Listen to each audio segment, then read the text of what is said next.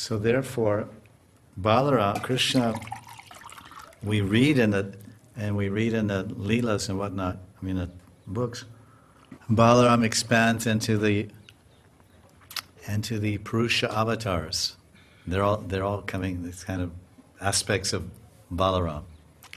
And the Purusha avatars, of course, is the Paramatma. And then Garbhodakshay Vishnu, Mahavishnu, and Kshirodakshay Vishnu means Paramatma. So now we see in the Gita, Krishna says he takes different species of living beings. He said there's so many millions of fish, but among fish I am the biggest, baddest, supreme fish. So he said, among all the millions of fishes, I am the shark. The shark is the biggest, meanest, baddest fish. He's like the lion of the ocean. So then he says, among beasts, I am the lion. Among birds, I am Garuda. Like this. So now, there's explanations where Krishna appears. We have Dasavatar, Keshavadrita, Mina Sharira. But there's also descriptions that Krishna appears in every species of life. He has some form. He has a form as a turtle. He has a form as a half man, half lion. He has a form as a boar, as a fish, all these forms, and many more. So in one form he must, among the beasts, I am the rhino. So we can say that rhino he's vying for lordship over the jungle, with the lion. Krishna says among the beasts, he's a pashu.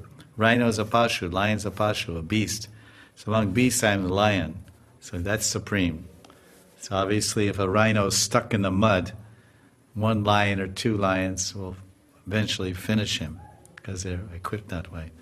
So we don't want to say more about this rhino dream, but anything's possible. The Lord can be Balaram 1 minute and a rhinoceros the other minute.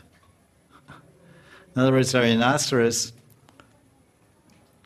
he represents determination and invincibility, spiritual strength, very, very powerful animal.